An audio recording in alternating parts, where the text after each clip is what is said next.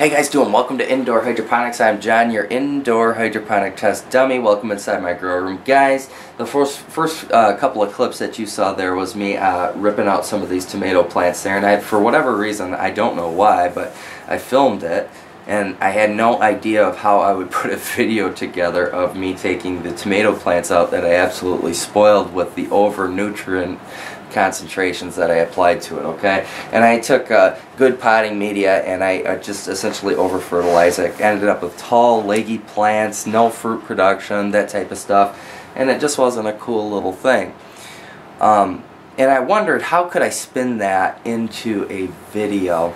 And then I started watching some of John Kohler's latest videos, the Growing Your Greens guy, and you know, he's been really emotional in the last couple of videos, and the guy truly is an inspiration for organic growing, modeling nature, growing with rock dust and compost teas, natural insecticides, things of that nature.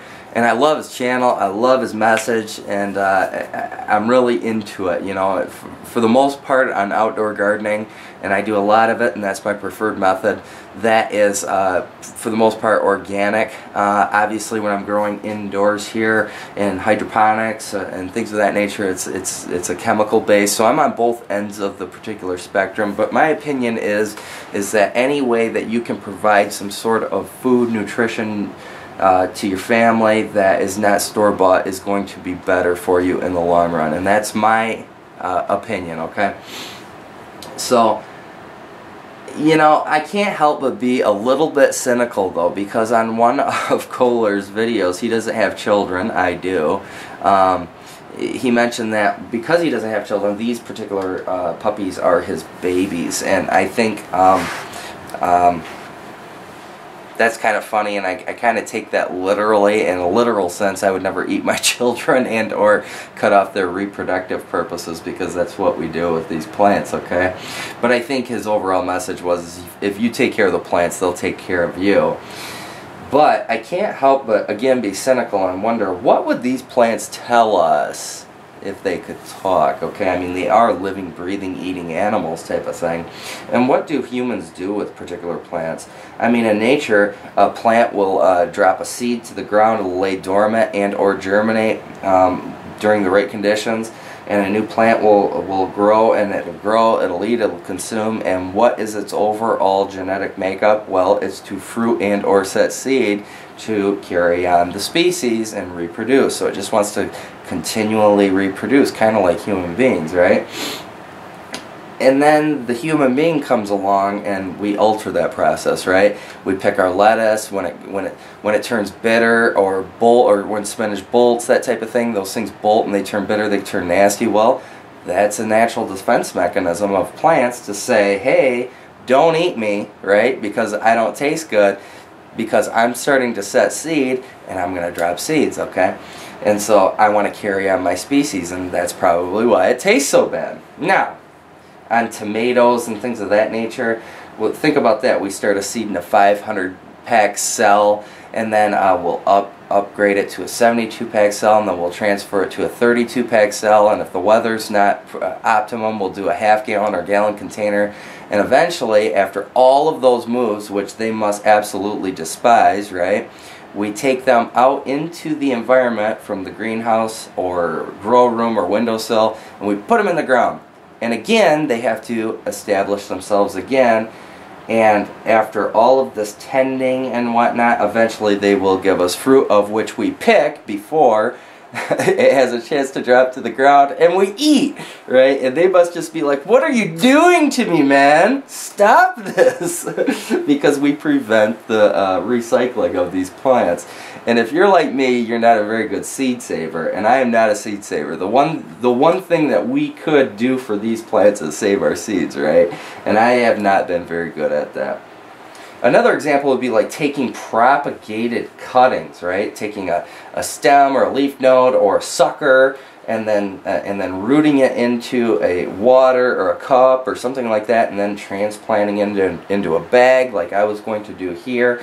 And so what I thought to myself was I would be kind to this particular plant, okay, and that I wouldn't do that process. So what I did was I took a couple of cuttings of the Super Sweet 100 tomato, and I put it directly into its final home, okay? And I says, well, I'm going to try to root this into its final home using an inside method. So here's what I did. Here was the transplant. I got 2 of these going right now, and they're coming on quite nicely. Obviously, they're taking root, they're growing.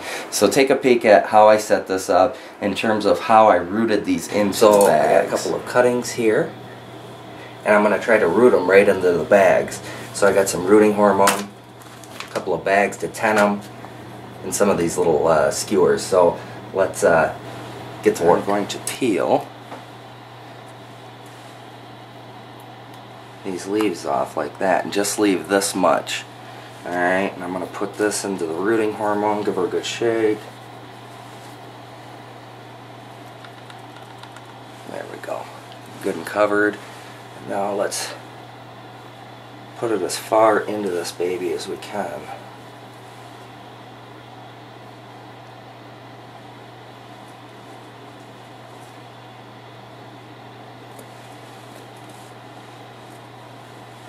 There we go.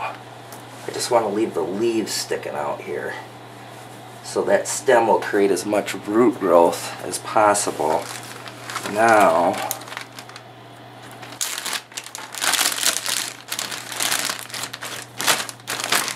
let's try to tent these things.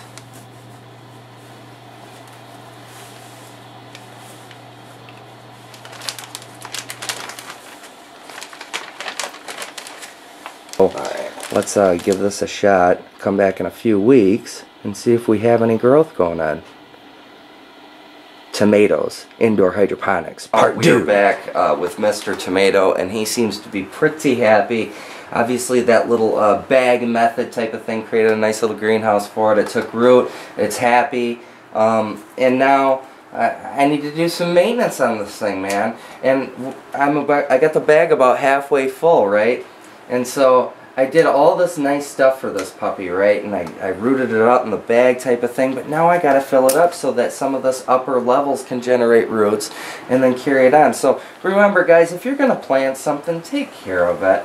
And because really, when it comes down to it, they're not long for this earth, and really they're for human consumption. So guys, I couldn't help but share that. I'm going to continue to add some of this potting media to this and get it close to the top. It's gonna start to root in right here, and then hopefully we will be getting some cherry tomatoes soon off of this little baby right here. Alright guys, as always, please comment, like, subscribe, and of course I'll talk to you later. Thanks guys, bye. Sorry man, I'm sorry.